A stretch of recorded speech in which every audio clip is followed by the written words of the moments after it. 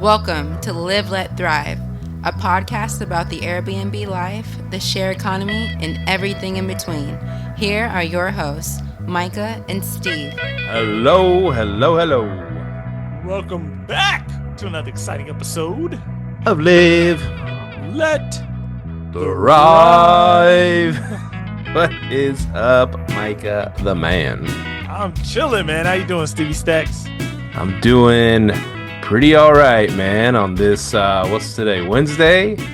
And this is Live, Let, Thrive, your favorite short-term, mid-term, long-term rental podcast in the world. Add a little PadSplit on there, too. Coming at you from Fort Worth and Arlington, Texas. What's up, man? How's things been in that PadSplit world, man? Because you've had some exciting stories. You know, it's just the PadSplit alone provides us with a lot of material for this show, man. I will say, I went to my PadSplit today after work. After the day job, I went by there because the one that's right here, and that's the thing. It's close by, so I'm like, man, I'm gonna go over there. I'm not gonna send someone out to do something. That's right down the road, I know you shouldn't think like that, but whatever. Save a few bucks. Save a few bucks. Yeah. So I went by there because I had to. That lady moved out. The one I told you, she was like the gossip queen, getting in everybody's business and trying to stir stuff up. And I hopped around rooms a couple times because I couldn't be next to so and so, and just drama, right? Yeah. So she moved out. I had ordered a bed cover because I had a cover on that bed already, right? And just to update everybody, this is a PadSplit over here close to me. And close to where I'm at in Fort Worth, and it's a 6-bedroom. So all bedrooms were full until now. So she moved out. So there's a stain. Here's the thing: there's a stain on that mattress cover. I'm glad I had a mattress cover, waterproof mattress cover on there, because that would suck. Always have mattress covers on all your mattresses, man. And I'm glad I had it on there, but still, there's like this stain that's looks like womanly stuff. So I went ahead and threw that one out. just threw women. Never mind. I'm not gonna go into detail. But anyways, y'all get it. And so I had ordered another one from Amazon. I got there the next day, so I went by there to install that. And I had Pablo go by the house to do a couple things that needed to be done, and that was yesterday. So I went in there and made sure the room was clean. I mean, I cleaned it already, but it just needed. She left it clean, except for that stain on that mattress cover. I threw that out, got a new one, put it on there, and so I was by there today, and I changed the codes for the front door and back door with the keypad locks that I got on there, right? And that's. And every time you got to do a turnover, you change the code to the door, just in case. But yeah, so I did that today. I went and checked on the house. The house is looking good. Everybody, man, like I said, both PadSplits. Everybody just pretty much stays in their room. From what I've seen, they don't hang out in the common areas too much. Yeah, it hasn't been the case. Not that I make it. I mean, I make it okay. There's a couple of sofas or whatever, but I don't put a TV. I don't put any kind of stuff. I don't try to do it up like a place you want to hang out. But people just hang out in their room. They go to work. They do their thing. I guess maybe they eat in the kitchen, and that's pretty much it. I did notice something. I was like, someone left the damn sink running when I got in there, and it was like, and I looked at the sink, and it's just like a trickle. I mean, a little bit more than a trickle, but they had like a package of like hamburger meat that they were trying to thaw out. Oh, so they let the sink run. Oh man, how's that water bill looking? Knock on wood, it ain't been too crazy. It ain't been too crazy for what I'm receiving in rent. It's not. Yeah. 100, like $100 a month for the water. For 6 people living there doing showers and all that stuff. Yeah, that's good. I'm looking at like 100 with 4 people, man. Kids, boy. Jeez. Be flushing those toilets over and over again. Man. Letting them run. So yeah, that was and I did go to the other PadSplit too the other day because I was just checking out. It was in my original house. I told the story before that my very first house I ever bought. We moved out of it and turned it into a regular long-term rental. Had a few bad tenants because the area is not It's a C plus area. It's not terrible, not hood, but it's like it's not the best area. So Yeah. that's what motivated me to try that one as a pad split. Yeah. Because it That's works. actually, yeah, that sounds like it'd be perfect, you know. It is. It's been good. It's been staying full. Um, but there's a giant pecan tree in the backyard, so I was out there getting a whole bunch of pecans, man. So Oh, for real? Okay. we got those big giant soft shell ones you can crush with your hand. So it's pretty. Ooh, okay. Yeah, it's pretty cool. I'll hook you up whenever I see you again. Okay. Yeah, what you been up to, man? Man, so I did a cost seg, and then I'm doing the cost seg with this short-term rental tax loophole on the duplex I bought. So Did you we're do the gonna free one? what do you mean? You said there was a free one, right? No, no, Cause no, I you. got a free analysis. Oh, okay, Yeah, he but gave you a free analysis, and then because I did the 1031 with the company, and they were partnered with a cost seg company. Cost seg company's like, well, I'll give you a free analysis because you did the 1031. And so, no, it wasn't free. I wish, but yeah, it wasn't free. was It that was like two or 3 grand? like 3,300. Okay, Yeah, well, it's a duplex, so it's like double. yeah, yeah. Two sides, two washing machines. You So know what I'm saying? how much they gonna save you in taxes? What's the I think it was 80 grand, 80 K write off right there That's off the bat. beautiful. But we haven't even done, but including the short term tax loophole stuff, we got to calculate that in there. So I don't know everything yet, Hmm. um, but what I was gonna say was, I think I'm gonna switch a couple of them to long terms. I may keep my duplex as a short term, but I'm like, because my midterms are really struggling out in the Arkansas right now because it's just this slow season's been horrible, man. It's just been horrible. So we're gonna actually convert a couple of them to long terms and then keep a one or two as midterms. But we're gonna transition to that phase of doing long term because they have enough we can cash flow those long terms, like good cash flow too, like 600-700 bucks a month. The duplex, if I was to turn it long term, it cash flow about 1,200, 1,100, 1,200. So I was like, I might just 1031 and get some more duplexes long term those and just like cost seg them and short term rental loophole them for like what that first year and then get the tax return, buy another one. I'm trying to go that model and then turn the old one into a long term. So I'm kind of getting more passive, So I'm kind of looking at doing that, turning a couple of them into long term and then um something else we're working on. But yeah, that's my main thing right now is to turn a few of them into long term, doing cost segs and STR, the cost benefit, get the money back on your taxes, buy another one instead of right now it's the real estate market's hard, man. Hmm. It's hard right now, bro. It's slow too, man. It's just hard. So It's hard out there for a pimp. man, it is, boy. Pimping ain't easy.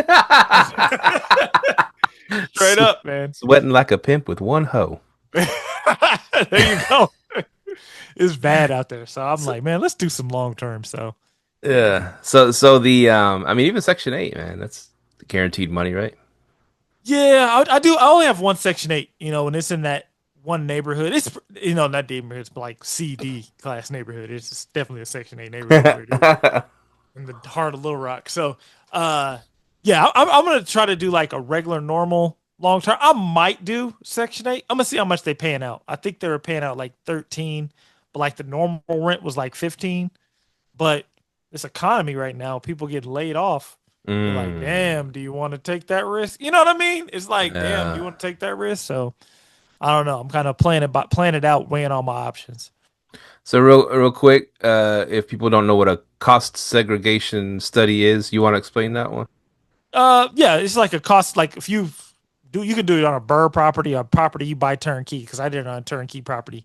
Basically, you cost seg the property. They just basically give you 30 years worth of depreciation in 1 year. Your full, however much that Yeah, is. almost. Yeah, it is almost Yeah, because you still get a little bit of depreciation every year afterwards. But yeah, the bulk of it you can write off on the first year. But not only that, it's let's just say I don't know. I'm gonna screw up the numbers, but you bought a house for 250 grand. yep, They say 50 of that's land, so you don't write off any of the land, but you can write off 200 grand, right? On a regular, if you're gonna write it off every year, take off your depreciation every year, you could write off 200 grand. What the cost segregation people do, they'll see that house that you bought for 250 grand, and like I said, you can't write off the land, so leave that 50 over there. But that 200 grand part, they'll go in there.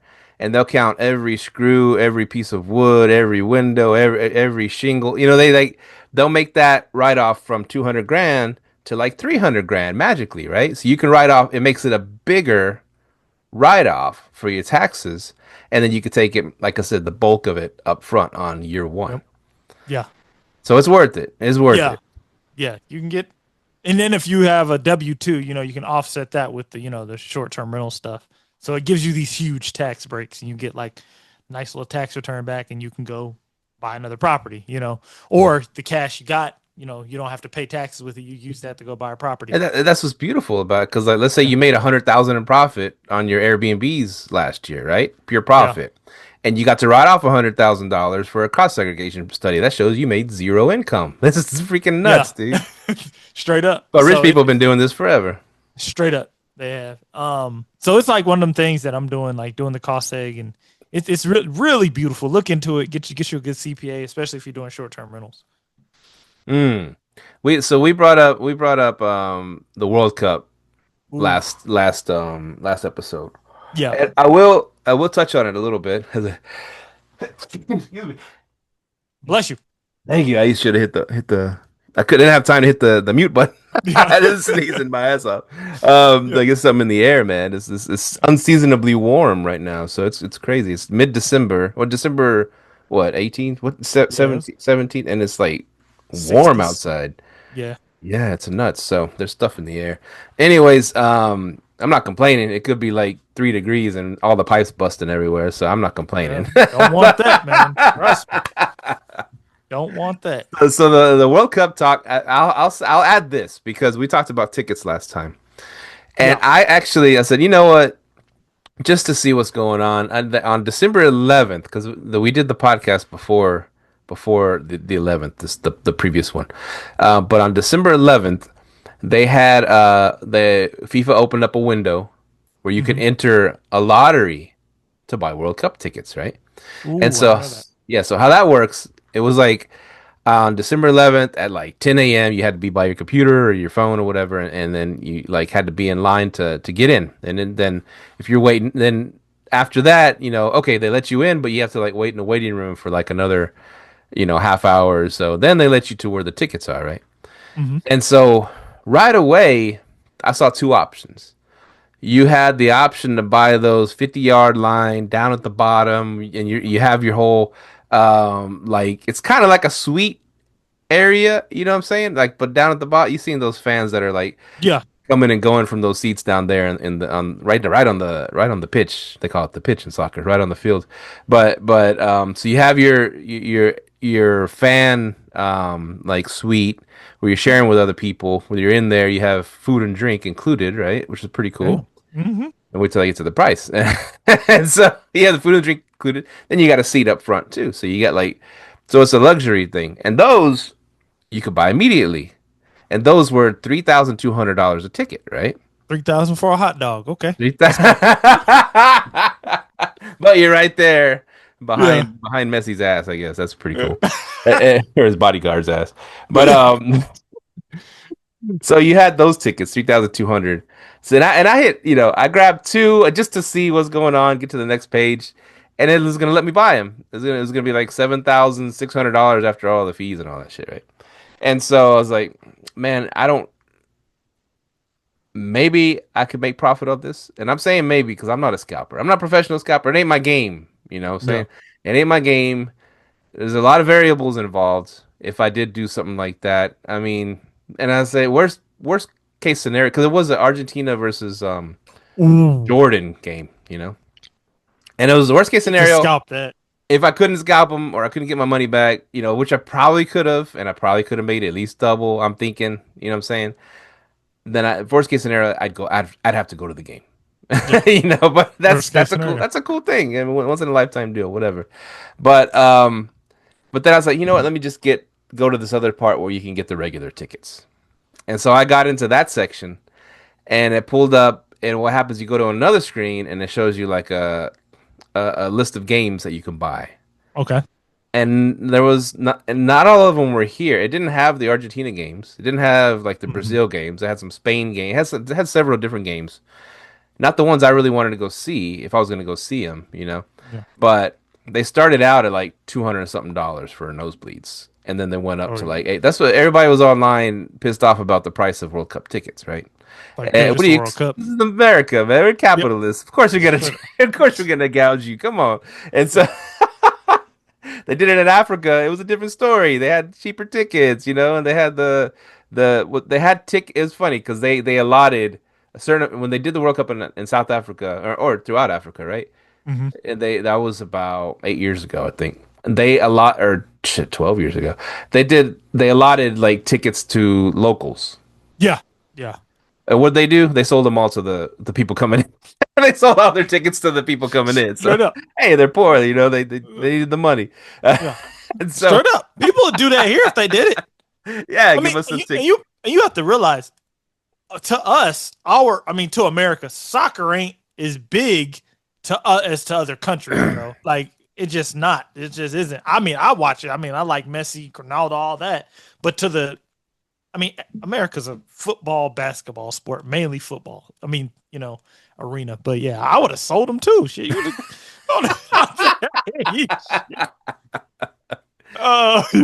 but yeah, go ahead. So, anyways, I got in line as I was getting to looking at those, and I was like, well, there's not really anything I want to grab here. Um, so I just held off. I was like, man, I'm gonna make the money on the Airbnbs, and that's cool. Yeah. I'm not a scalper.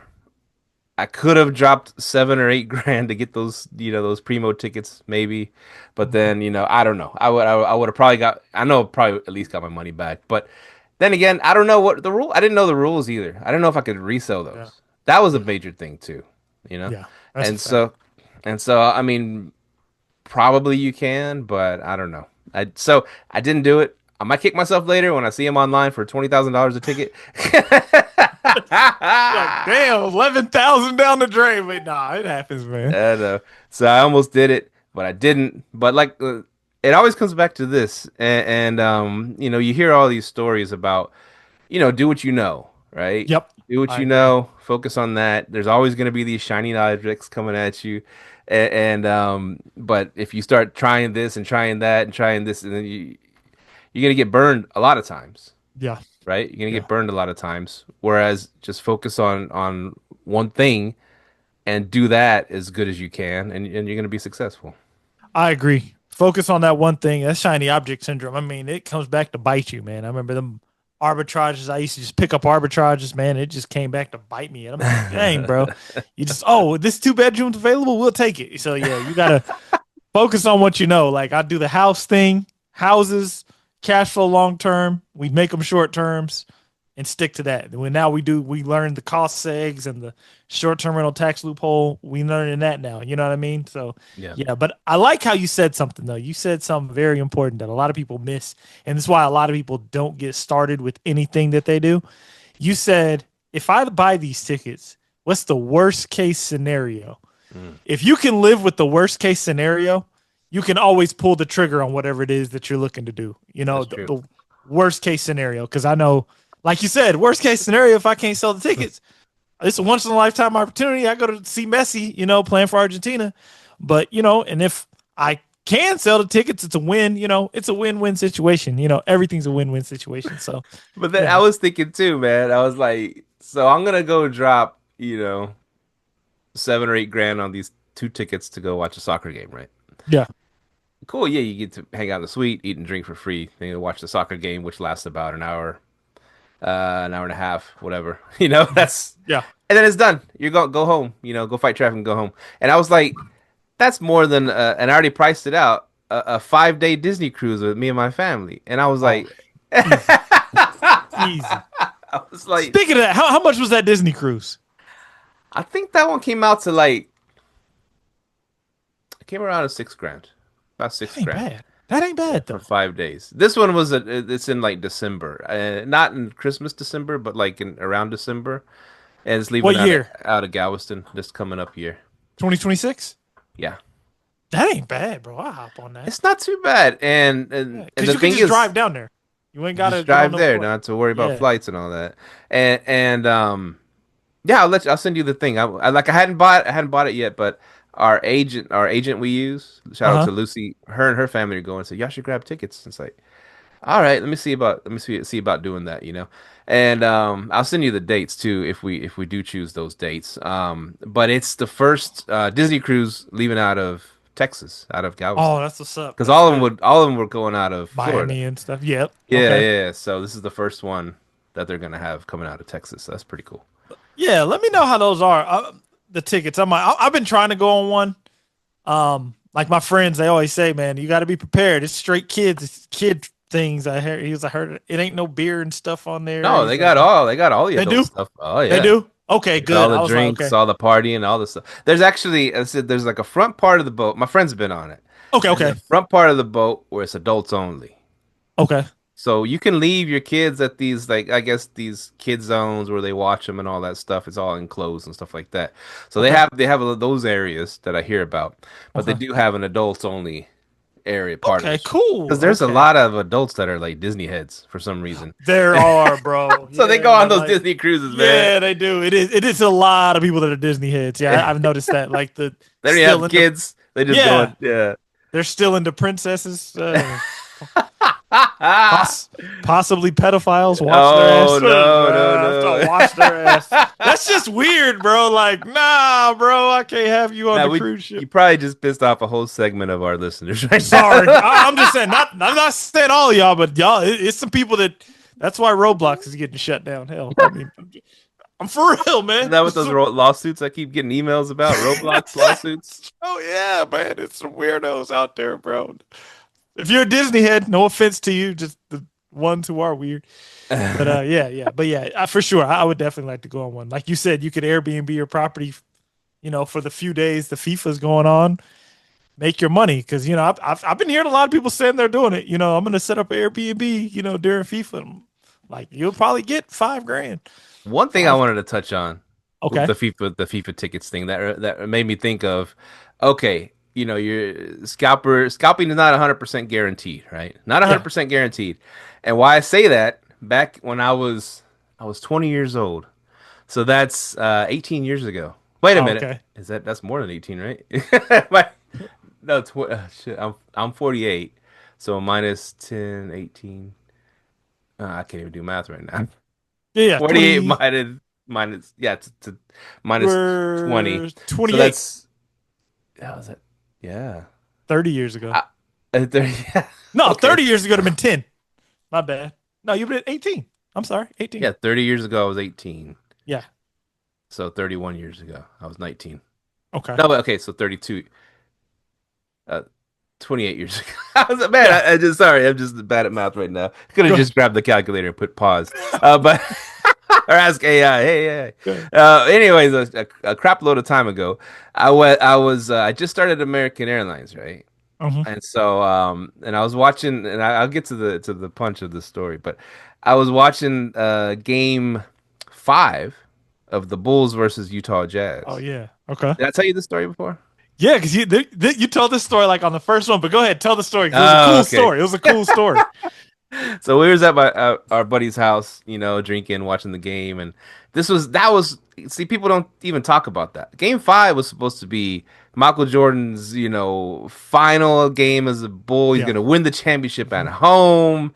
It's gonna be this huge deal, and they freaking lost the game. And Mhm. I was watching it, and I told my buddies, I said, and it was getting down to the wire. I was like, man, it don't look good. I was like, if the Bulls lose this game, I'm gonna go hop on a plane and go to Utah and watch them in Game 6. And my buddy's, yeah, right, yeah, right. No, for real, man. It's not just the drink talking. I'm gonna go get on a plane and get over there. He goes, Yeah. "You don't have a ticket? Well, I'll find a ticket." And I just want to watch. I've never seen him live. I want to Yeah. watch him live. Mhm. And this is my last chance probably. And so, Yeah. 'cause I didn't know it was called The Last Dance, but Yeah. but You we never found know. out that You were later. there. Yeah. But everybody knew. I mean, it was like on the news. Everybody kind of knew that Jordan wasn't going to stay. That they Yeah. were going to gut the team. That was the talk of the town back then. And so, anyways, sure enough, the Bulls lost, and I told my buddies, all right, I'm gonna start researching. And so the game was a few days later on a Sunday in Utah. Mhm. And I have Mormon friends, right? It was in Salt Lake City. Oh So I man. have Mormon friends. So I know that Sundays I was like, well, that's good for me because on Sundays they're not really allowed to do anything. They really take the Oh, Sabbath really, really seriously. Now, a lot of them still probably go to a lot of them did go to the game, but there's probably gonna be a lot of them that are more strict about it that aren't gonna go. okay. And so, because it falls on a Sunday in Mormon in the heart of Mormon, Ville, and so, which now it's funny because there's so many Mormon shows now, right? And Mormon wives and all this stuff. Oh yeah. It's like a it's like a big thing now. But anyways, so I knew that one fact. I knew that one fact. Mhm. I started calling back then, open the yellow Yeah. pages. I called Texas tickets. That's all I was like, well, I guess I'll call okay, Texas tickets. Hey, I'm gonna go to that Chicago Bulls and Utah Jazz game, the playoff game. How much can I get tickets for? He's like, okay, let me see. We do have some. They're in the very top, $400 a ticket. And I'm 20 years old. I don't have Yeah. $400. $4 is expensive, bro.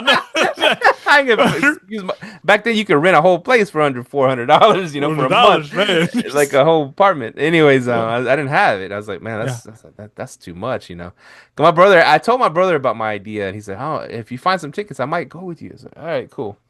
And I told him, man, it's not looking good. All they have is like $400 tickets everywhere I'm calling. They're nosebleeds. Yeah. And then the dude's on the phone, high pressure cell. Yeah, you got to get him now. They're gonna go, man. It's, Jordan's last game, blah blah. Blah. I was like, all right, man. I can't do it, man. It's like, so what I did. Long story longer. I said, just gonna fly standby. I'm gonna hop on a plane and get my ass to Salt Lake City. That was my idea. I'm gonna go to fly to Salt Lake City, and I'll see what happens. Maybe I'll buy one out there in the stadium. Yeah. And so I got to Salt Lake City. I didn't have any plan, dude. I just got. Just I got on a actually, plane. actually told the flight attendant on the plane. I was like, "Hey, I hit my little bing. They come into your seat. Yeah. Yeah, can I help you, sir?" I was like, "Yeah, I just is there any way you can make an announcement on the plane if anybody has an extra ticket to tonight's game?" Hey, man, I'm young and dumb and trying whatever, right? That ain't young and dumb. That's young and ambitious. Ambitious. And so she kind of chuckled. She's like, "Oh, okay, yeah, let me go do that." And then, she went to the front of the plane. Hey, everybody, a young gentleman in seat 21A, and then everybody looking back at me and is wondering if anybody has an extra ticket to tonight's game, tonight's Bulls and Jazz game. And the whole plane just started laughing at me, man. They started. I was like I didn't know it's like a hot ticket, man. And so sorry, sir. And then she came back. I guess nobody has one. I was like, all right, well, I'll see what I can find over there. Yeah. So I get to Salt Lake City and get off the plane, and I don't even know. I don't have a place to stay. I don't have nothing. I just gonna show up and try to watch the game. And, Dang. and I didn't know the airport was like way up here, and the city's like way down here. I didn't know how to get to the city. Oh, damn. And so I was just out there standing out front of the airport, where people pick people up. Mhm. And this is before the Uber times and all that stuff. This is Yep. the olden days, man. I guess they had Yeah. taxis, but I couldn't You afford actually it. have to talk to people. Yeah. Back then, taxis was $50 a trip anywhere you wanted to go. Taxis were expensive back in Oh, the hell day. yeah. Hell yeah, they were. Before Uber, man, they had a monopoly. That's all you could choose from. You know what? Go ahead. I'm going to talk about that too. About Texas. Anyways, so I talked to one of those shuttle buses that goes Yeah. to the hotels, right? Mhm. And I asked one of the guys, I think it was the Radisson or one of those hotels. I asked, Mhm.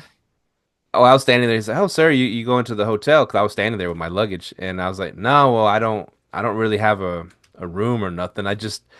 He goes, "Oh, okay. Where you going? Are what are you in town for?" I was like, "Well, I'm in town trying to get a ticket to tonight's game. I don't have any. I don't got a place to stay. I don't got anything. I just gonna. I just Yeah. want to. Well, I didn't have any bags because I don't need any bags. I'm not gonna stay there like for days, right? Yeah. So I just showed up in my clothes, and the guy's just talking to me. This white dude, it's Salt Lake, so it's all white people. I mean, cool. Basically. It's super nice. It's the nicest people I ever met, man. They say Texas are nice. I don't know. You ain't been to all the Texas cities. Uh, but this guy's like, I told him, yeah, I just wanted to show up and try to get a ticket to tonight's game. He's like, really? That's pretty cool, man. He's like, you know what? Just hop in, man. I'll take you down there to downtown. And so, For real? yeah, I hopped in Yeah. the shuttle, and man, it's taking me back to like the days when I wasn't afraid to ask for shit. It's funny because Yeah. when you ask for things kind of, people want to help you out, right? It's pretty cool. Yeah, like they say, ask the universe or whatever. But Straight up. anyways, so the guy gives me a ride. There was a couple other passengers, I guess, but he gave me a ride downtown to where the Radisson or whatever. And he's like, "So what is your plan? How are you gonna get a ticket?" I was like, "Oh, I don't know. I guess I was gonna hold up a sign. I need one ticket, out there." Yeah. He's like, "Well, do you have anything to ride on?" I was like, "Oh, I got nothing." He's like, "Okay, here, come in, hop in the hotel right here, the lobby." He Mhm. said, "I go get you some cardboard and I get you a marker and we'll write it out." Okay, cool. So he Dang. they Yeah. got a piece of cardboard. I wrote out, "I need one ticket," and I said, "Thanks, bro." He's like, "Well, where's the stadium?" Oh, just go down. It's downtown city, right? Mhm. And so you just go down that way and then you turn left, and it was a few blocks away from the Okay. hotels, right? Mhm. All right, cool, man. Thanks. Oh yeah, good luck, man. I hope you get the ticket. It's like cool. And so I went down. I just walked there, and I'm like across the street from the stadium, and I'm just start holding my sign up. I got there like 4 hours before the game, right? Yeah. And so I didn't have a ticket or nothing. As all the people started congregating and everything, and it was a bunch of brothers out there scalping, right? I guess they came in from L.A. and stuff. It was a bunch of Sure brothers. as hell one from Utah. Yeah, yeah. You know the scalping game. You've been there. Yeah. Yeah, it's a bunch of brothers. Hey, brother, I Yeah. got you, man. What you need? Because they're holding up signs. I need one ticket too. But their game is they want to buy up all the tickets and create a monopoly and then sell them So, to yeah. actual people that need them. So they're all the guy that holding up the ticket. This is back in the day. I don't even know how it works anymore. But Yeah. back in the day, the guy holding up, I need one ticket or I need two tickets. Those are probably scalpers most of the time, right? Yeah. So to me, he's like, "Hey, do you really need a ticket?" One of the guys. I was like, "Yeah, yeah. I need a ticket to tonight's game." He's like, "Okay, man, I got you, bro. I got you $400." I said, "Man, I ain't got $400." Well, how much you want to spend? Trying to negotiate with me. I'm like, I want to spend $50. He's like, ah! He just started laughing at me, right? He's like, this guy wants to spend $50 for Michael Jordan's last game, all this stuff. I was like, come on, man, it's 350, man, I got you. It's like, man, I said I want to spend $50. I was like, that's all I got. It's like, man, all right, well, you ain't gonna get it, but whatever. And so he walked away. Another guy hit me up, man. I'll get you one. $300. I get you. I said, dude. I said I want to spend $50. That's all I got. That's all I can Yeah. spend. He's like, man, you ain't gonna get it for that. Come on, man. This is Michael Jordan's last game. Same spill. Yeah. And so it just kept happening. It just kept happening over and over. Finally, it was a white dude actually. He came up to me and said, "Hey, you're the $50 man, right?" I guess I Oh, got man. a name $50 from man. myself. Yeah. I was like, "Yeah." He's like, "All right, man. I got a ticket for you." I was like, "Oh, cool." He's like, okay. He's like, we have to walk across the street to the stadium and they had, they scan them there at the stadium to make Yeah. sure they're real, and Yeah. then we walk back across the street and make the transaction, right? Gotcha. Okay. And so and Like a so we did that. legal drug deal. Yeah, yeah. You can scalp on the other side. You can't scalp on the ground. So Make sure the drugs are good, yeah, they ain't stepped on. And so we did that. Went back, got $50. I got my ticket, man. I was like, oh shit. And so I didn't have any Bulls gear. 'Cause I was on a cheer for Jordan, of course. Yeah. And so I was like, man, I had 2.5 hours to spare before even the game was Yeah. gonna start. I was like, I started walking around. I gotta find me a mall or something. Like I said, this is Yeah. before cell phone times where you could look where Yeah. everything was. You had to actually look for things back in the day, man. And Put so in some effort. yeah, some foot effort. And so I started walking around. I just walked up to this lady. I was like, "Excuse me, ma'am. This is back. I had my hair all painted like freaking Yeah. Rodman and shit. Back in the day, I had Yeah. piercings all over, my tattoos showing. I was young punk. And Yeah. so I asked this lady. I was like, "Hey, ma'am, do you know where a shopping mall is?" And she's like, Oh. "Oh yeah, yeah. You go this way." She's pushing a stroller too. The white lady, like I said, it's Salt Lake. And then so she's like, it's yeah, you go this way. You know what? Just walk with me. I'll show you. It's like, damn, this weird Nice looking, ass people. weird Mexican asking this white lady, and it's like she trusted me, and Yeah. she just talking and just telling her about why I'm there and all that stuff. And I get there and I bought a Jordan jersey, Yeah. and like a do rag and shit, So I got Yeah. all ready to go to the game, and I walked to the stadium, and I got in there, and actually I saw, it's funny too. I met some guys out the where did I meet them? Mm-hmm. Oh, they said, "Oh, you're a Bulls fan." So I met some guys either on the grounds or in the stadium, and Mm-hmm. they're like, "Hey, come sit with," because mine were kind of high, Mm-hmm. it was kind of high. But these guys said, "Hey, come sit with us. There's some extra seats with us." So I got like real low. Oh, Like, I mean, yeah. it was badass seats, And Yeah. so I was sitting with those dudes for most of the game until like at like second half, those same brothers, the scalpers, Yeah. started showing up because those guys were what happened, those guys were eating a lot of tickets. They couldn't sell them, Oh. man, because like I said, it was Mormontown, right? And so Oh. a lot of Mormons were trying to go out there and sell their tickets. I saw them driving by, and those, they'd hover around them, and the scalpers would buy up all those tickets. The people were like driving by, and they stopped their car, and they're selling their tickets to them because, you know, a lot of them they're not supposed to do nothing on Sundays, and Yeah. those guys had to go sit down and go to the game because they bought all these tickets, right? Yeah. Even the Yeah. flight attendants I met on the plane, they were sitting there. They had tickets too, man. Everybody was going to the game for that. Dang. So Wow. it was just an opportunity, man. Yeah. And so after those guys arrived, hey, those are my seats. I was all right, cool, man. And I just went up to my seat, right, and Mhm. just watched the rest of the game. I saw Jordan, the last shot, and Jordan, holding his hand up in the air, and boom, they Yeah. hitting that last shot. Another part of the story, this is a long story, sorry, but No, go ahead. This is good. another part of the story that people don't talk about, Stockton came down after Jordan's last shot, to win the game. They still got the ball back, Yeah. and they drove down the court. Stockton had a wide open three, man, and it went boom, boom. It bounced out, so they Yeah. almost lost it. That Yeah. would have been Stockton's moment, and then they would Yeah. have had. I think Game 7 was gonna be In also. Chicago. No. They said Is it Utah? it was gonna be in Utah. Game Okay. Yeah, 7. that's So about right. people were saying, man, if it goes Game 7, I think Utah's gonna take it. People were saying. Yeah.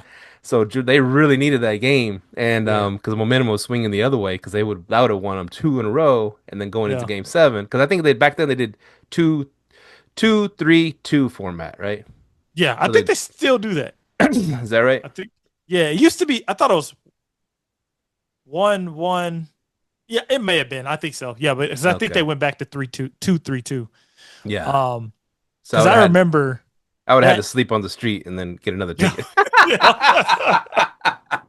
Now, Game 7, that'd have been a different story, probably, because then Yeah. all the Mormons can go to that one. And so Yeah. that'd have been expensive tickets. Straight up. Because that game 6, that last like 3 possession. I think people they remember the shot, but like the last 3 possessions of that game, Jordan, Pippen, and Rodman were like on a streak. Because remember, Jordan hit the layup, and then they came down. Stockton passed the ball to Malone in the paint, and Jordan acted like he was going to follow Hornacek. And he passed it to Malone. Jordan turned back around and hit the ball out of his hand. Yeah, he stole the ball. He was, yeah, that was like a legendary segment, man. Then Jordan dribbled the ball down, and then the announcer, he's like, "This could be the moment. This is gonna be, was it?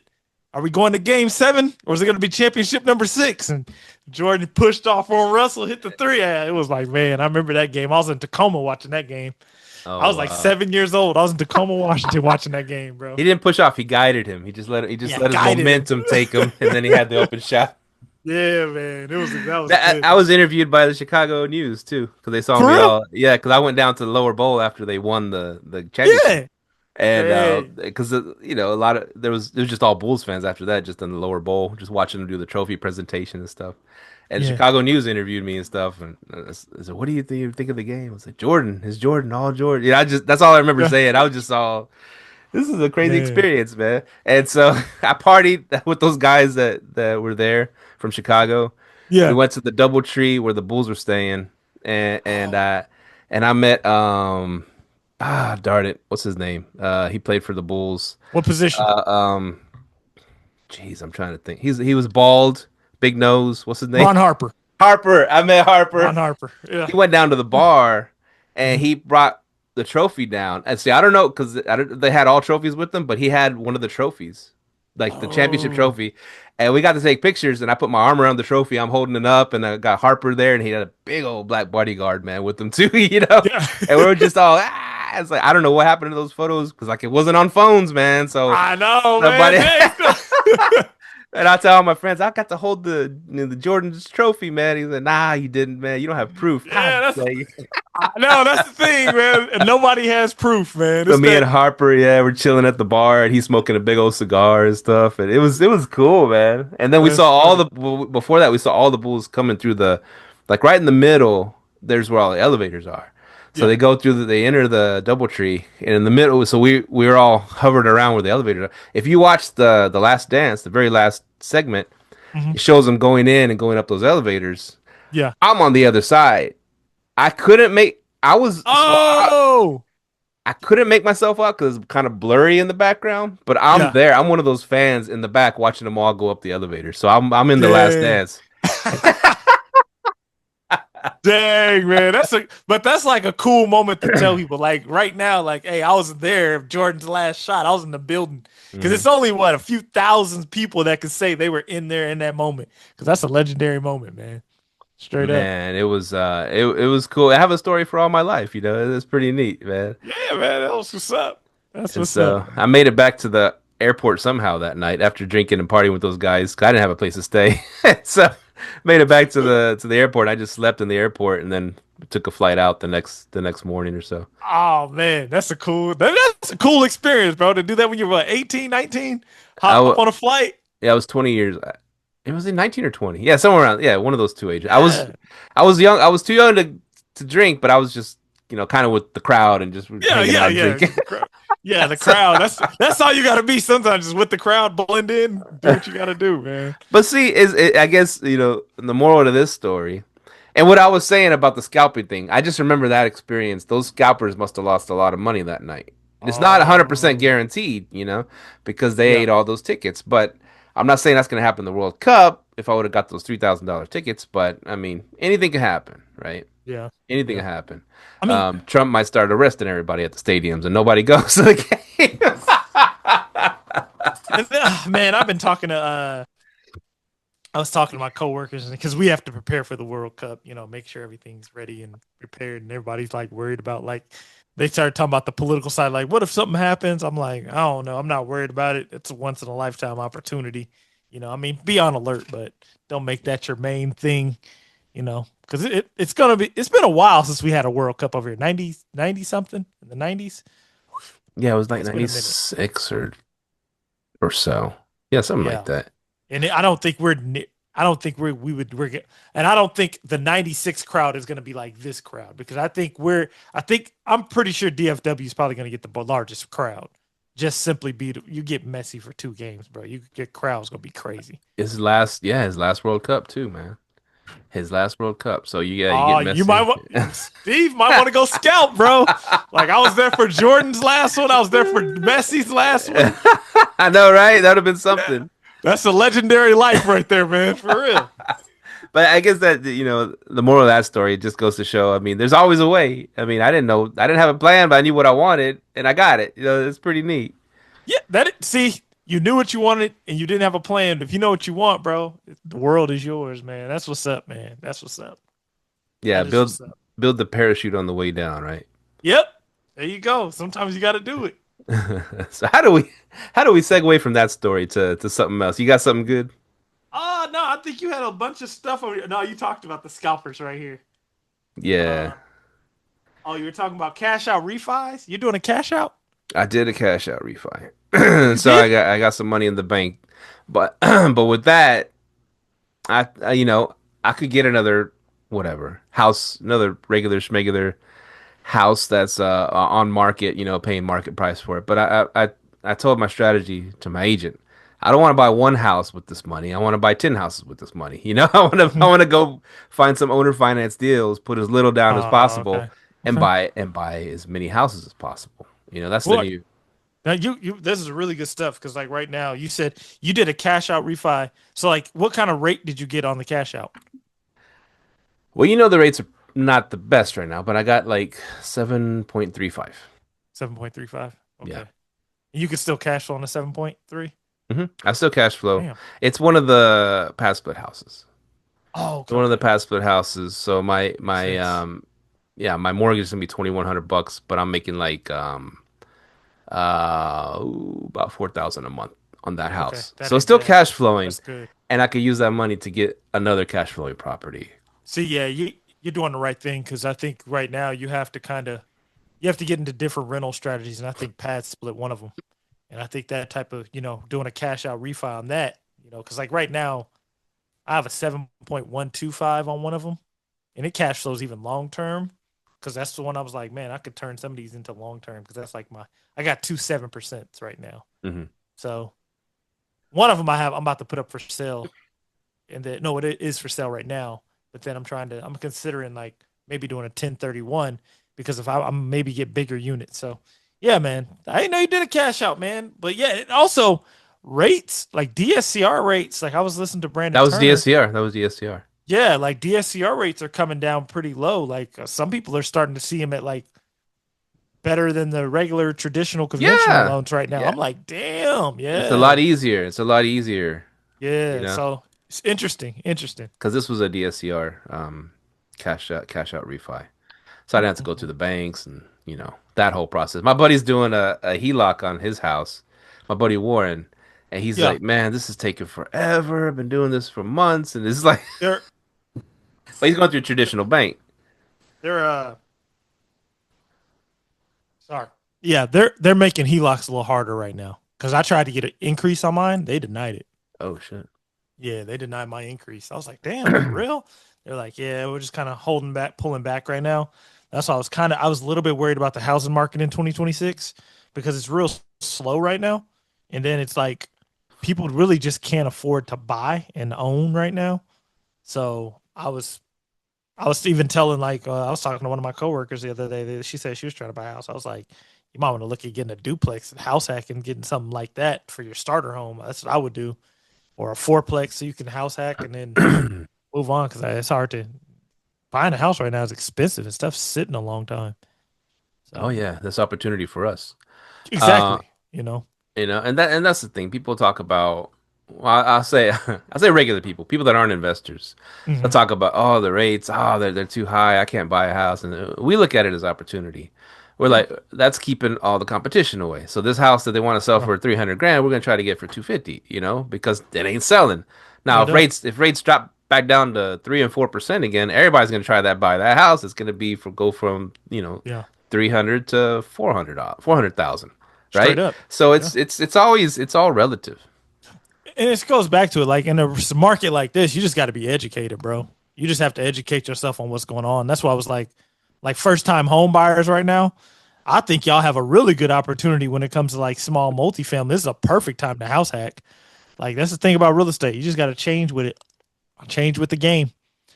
But yeah, we're talking about like how you're talking about those taxis back in the day. I was talking to a friend of mine, and he was like how he doesn't really like Uber because it put taxis out of business. I'm like, taxis were expensive as hell, man. Like Hmm. you were like they monopolized it, and then they charge these outrageous prices. I'm like, Uber, the everyday dude can go start up his own Uber business, have a Uber, and then charge you 3/4 of the price. I'm like, Hmm. man, I'm not glad taxis went out of business, but shit, It was a racket, man. Because I'll tell you this, it I was, remember bro. when I had to take one, and just if you remember taking taxi back in the day, probably still today. I haven't been in a taxi in forever, Me but you neither. you just see that freaking meter going up and up and up, $3, $4, $10. So God dang it, man, when is it gonna Yeah, stop? He stops at a red light. That fucking meter's still going up. I'm like, what is going? And who knows if those meters are on the up and up? Back in the day, if they hit a little button, yeah, make it padded a little faster. You know what I'm saying? And you get where you're going, and it's 40, $50, and it's like, damn, it's not even that far. But that's yeah, how it was back in the day. And so you had to, hopefully you could split it with a buddy or something like that. But it was yeah. expensive. It Whereas was. Uber, as everybody probably knows, it tells you the price up front. I'm gonna take you here. It's gonna be $12, and you know the price. You're not gonna get a surprise at the end. you Yep. know, that is going to be a $50 trip going down the road to Winn-Dixie. Is that still a place? Yeah. Yeah, straight up, man. It was a racket, bro. Like I think a lot of these, like the share economy thing, it stopped a lot of it. A lot of people just don't like it. I'm like, man. I mean, you know me, I'm not a huge Airbnb person, but I see what it did create like a little extra thing for like outside of hotels. If you got a whole family traveling, man, we ain't trying to stay in no damn hotel. We got to get 6 different rooms paying the same price for every room. Hmm. Hey, we can go get a big Airbnb. Let's do it. And in that market, that market before Airbnb came around, that market was tapped by the like timeshare resorts. They used to, because they were the ones that started the hotels with the kitchens that sleep 6, 8 people, and now you get Airbnb. So I do see the value in like the whole Airbnb process or whatever. I do love that value. You know what I mean? Hmm. Because I personally only stay in them when I have like huge family. Like we're about to go to San Diego in 2027, and it's gonna be a bunch of us. I'm like, let's get like 1 or 2 big ass Airbnbs and go. You know? Yeah, You ain't know, nobody. you know what I like about this show?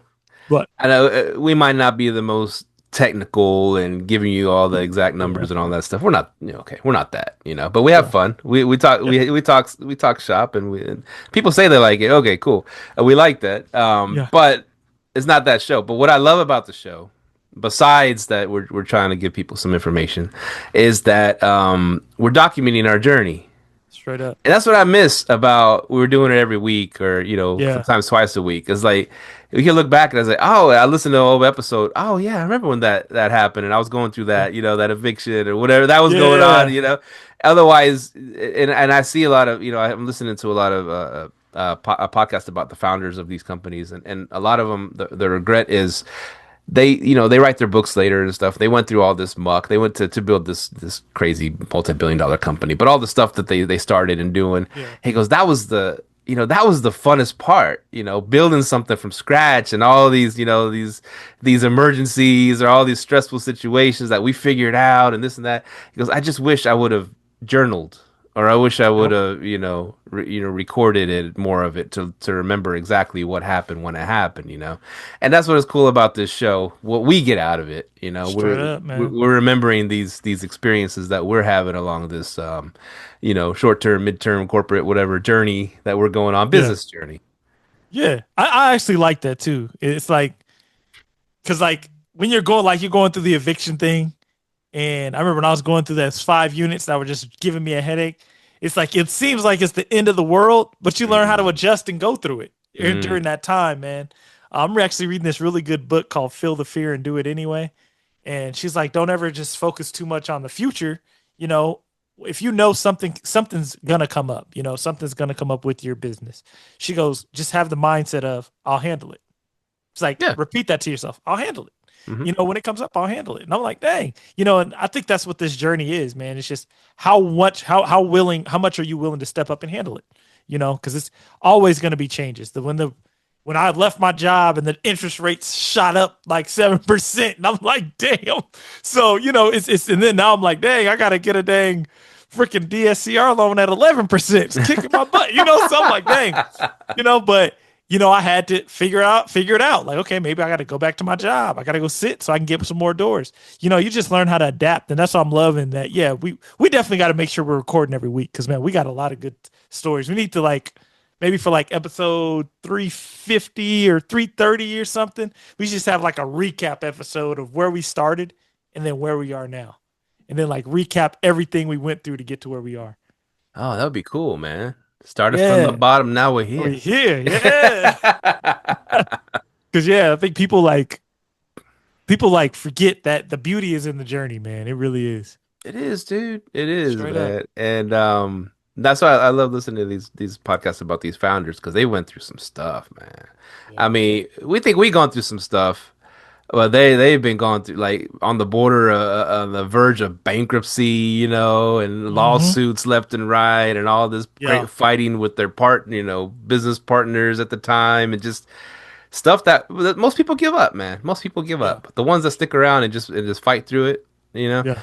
you're gonna make it. It's just, Straight up. it's just sometimes it's really hard, and you're just stressed, man. I probably Straight got up. some gray hairs because of it, but Man, I got rid of my beard, man. Like, damn, gray's coming. Yeah. I got mine's white, man. Shit. Yeah. But yeah, that's what I was just thinking of that. I'm glad we're documenting the journey. Straight up, man. I love that we're doing it, man. I love that. Love it. And I wrote that down too. I said every time you grow in business, you become less afraid of things, especially our business. You become less afraid of, like we mentioned, evictions, bad guests, and stuff like that. I kind of laugh when I talk to newbies, right? They're like, Hmm. "Oh man, but aren't you afraid someone's gonna squat?" I said, "No, man, not anymore." I guess I was in the beginning, but I've been through that, and I know how to handle it now. So Yeah. it's like I'm not afraid of it. If it happens, oh well, it sucks, but I know how to get through it. It's Yeah. not gonna stop me from taking chances Yeah. and moving forward, right?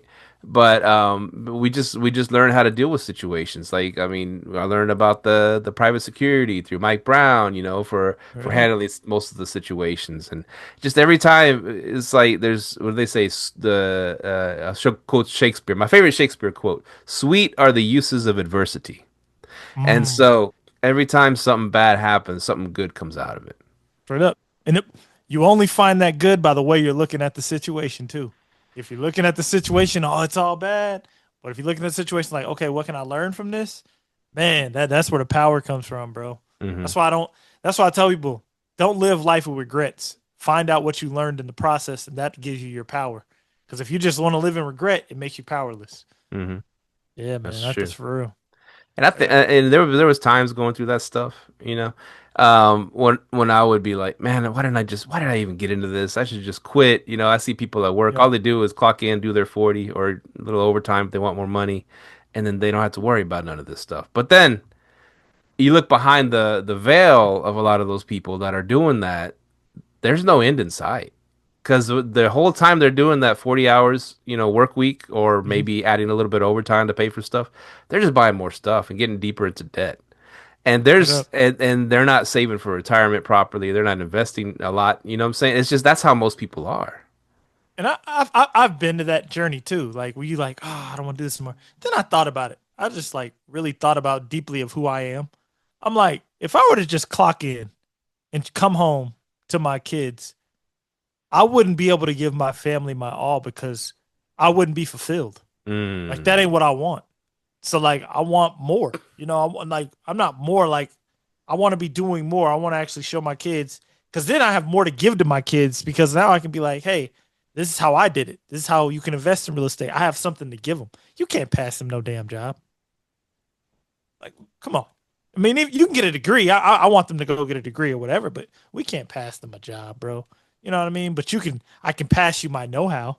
I can pass you my intellectual property hmm. all day. So that's what I always thought about too. I'm like, would I even be satisfied if I were to quit?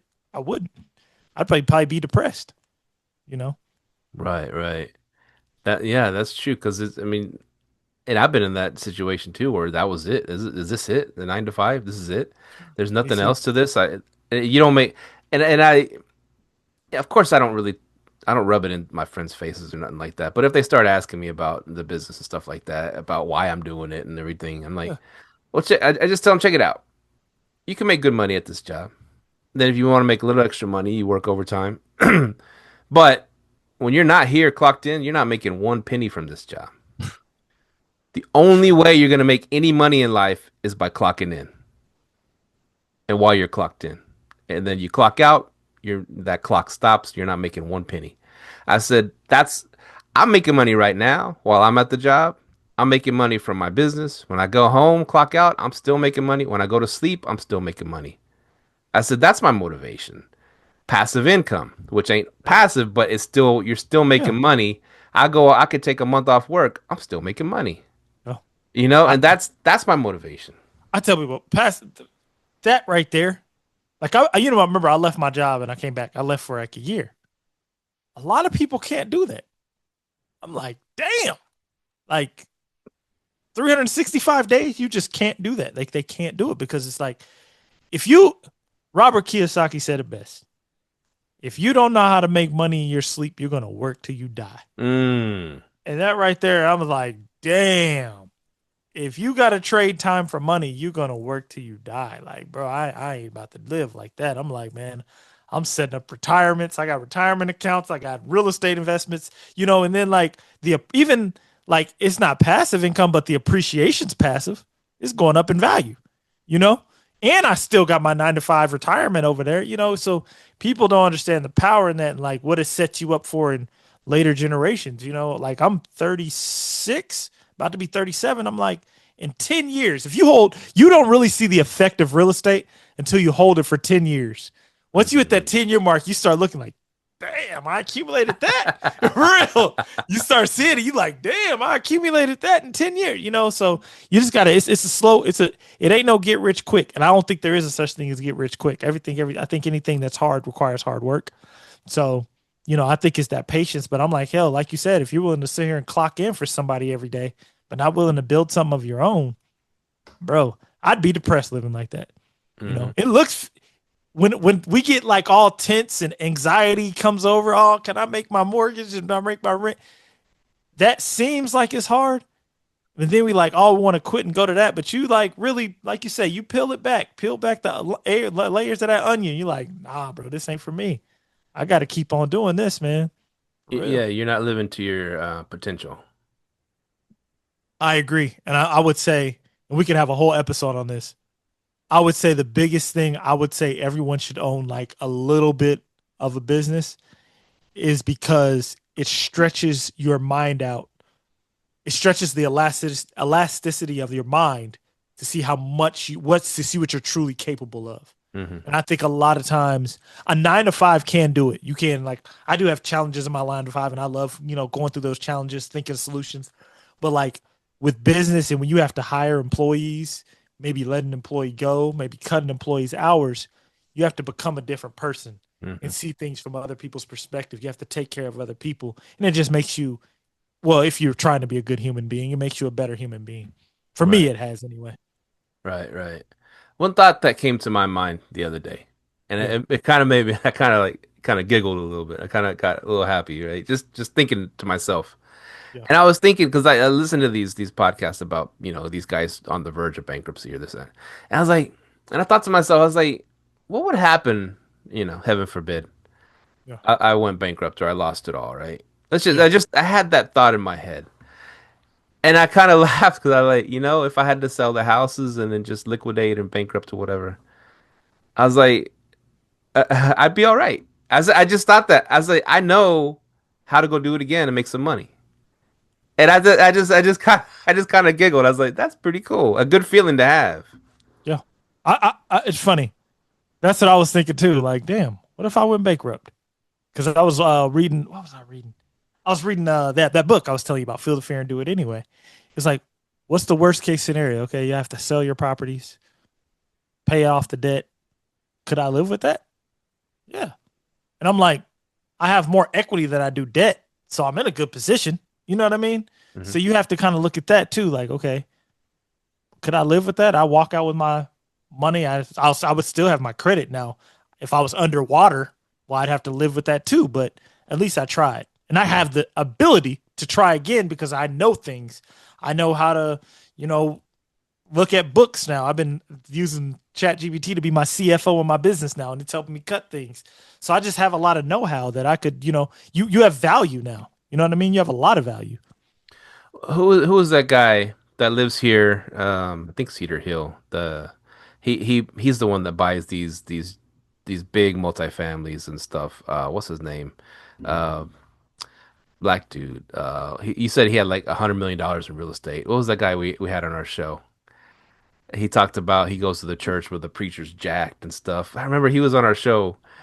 What's his name? Is it Hope something? No, not Hope. Faith Hope Johnson.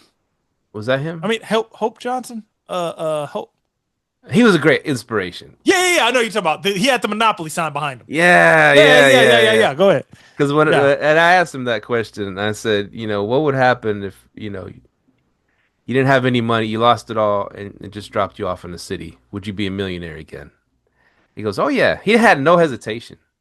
He knew he was going to be a millionaire. So what would you do? What would you do with money? Well, first I would go and find out. I start painting houses again, and then I start forming a team to go buy a house and fix it up, and then sell that one and get another one. He already knew the game plan, Yep. It's true. but he just start where he started before, and to him it was not even a hesitation. I was like, that's some cool Yeah. feeling to have. Most people go through life, like I said, the 9 to 5s, and they worry if the job's going to lay off or what, all that stuff, right? Yeah.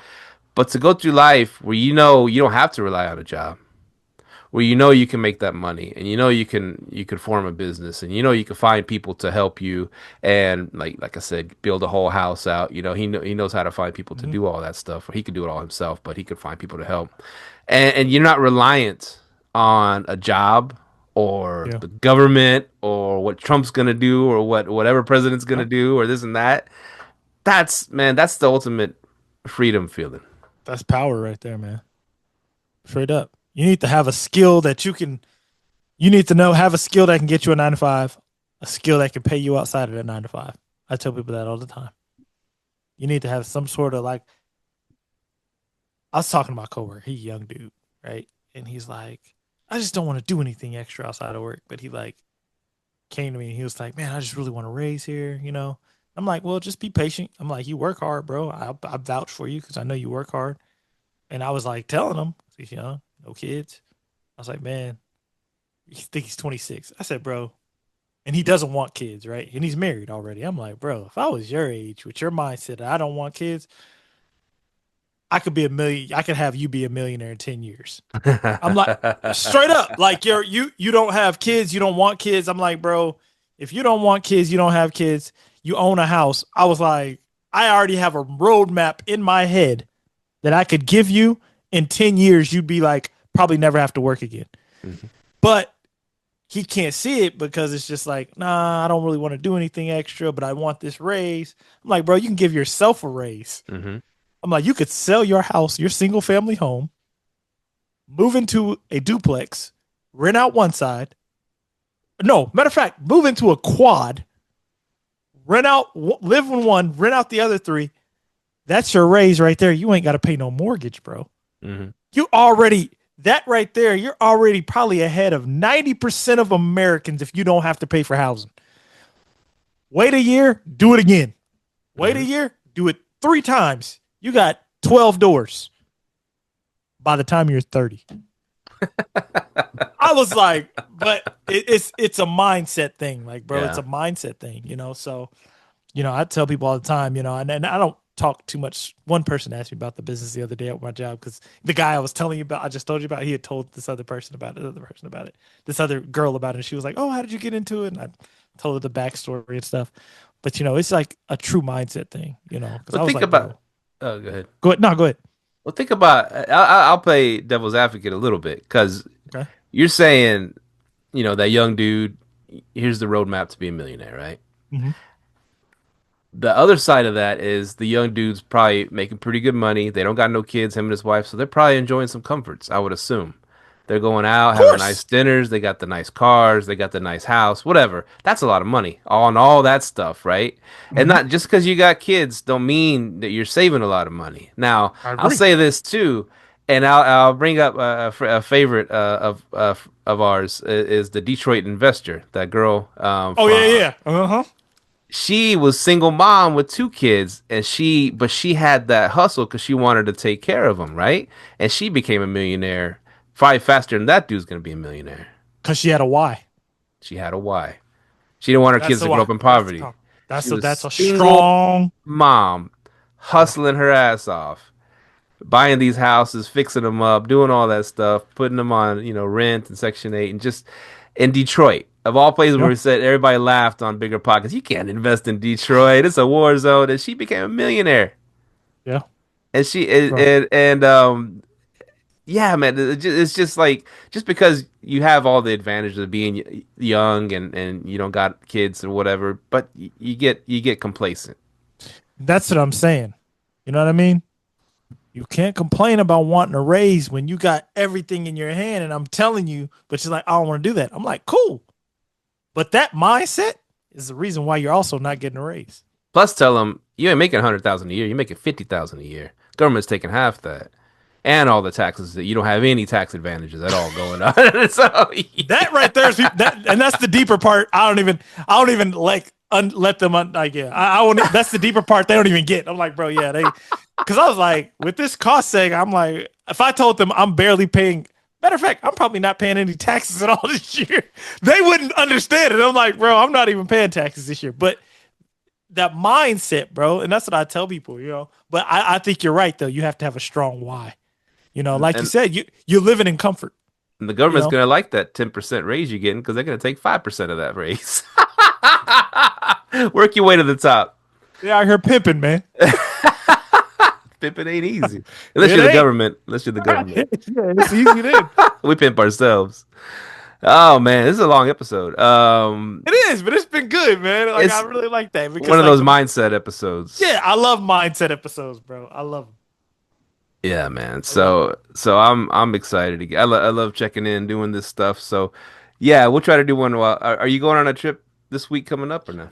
Nah, man, I'm at home. I did my big trip for Thanksgiving. And I was I went back home for a week and a half. It was a good trip back home, So I don't travel for Christmas. I always stay home. So I'll be home for the rest of the year. Nice, man. We're headed to Mexico. Yeah. You doing Christmas in Mexico? Mm-hmm. Oh, that's what's up, man. Christmas and New Year's. So we're excited about that. That's what's up, man. So I'll holler at you over there. We might get an episode in. Yeah. And I also want to let me know what New Year's is like in Mexico because I want to hear what that's like. Okay, cool, man. It's gonna be fun, man. A lot of fireworks and tequila, so be a fun mix. That's the best part. There you go. Well, cool, man. So everybody out there, keep hustling. Don't get discouraged. Just keep fighting through it, and you're gonna make it. Yeah, man. When something hard comes up, just repeat it to yourself. I'll handle it. That's all you can do. I'll handle it. Ain't nothing but a thing. Ain't nothing but a thing. Where can people find us, Micah Man? Remember, find us on Instagram, TikTok, all that good stuff. Email us, liveletthrive@gmail.com. And thank y'all for continuing to listen to this podcast. We 300 plus episodes in. We're going to try to definitely get back to doing them weekly. But yeah, we're about to probably be out for this winter break. And we will probably be, if we don't record one while Steve's out, we will holler at y'all in 2026. Yes, sir. Out. Peace. Later. Thank you for tuning in to this week's episode of Live, Let, Thrive. Be sure to tune in next week for all the latest in the world of Airbnb and all that entails. Bye-bye.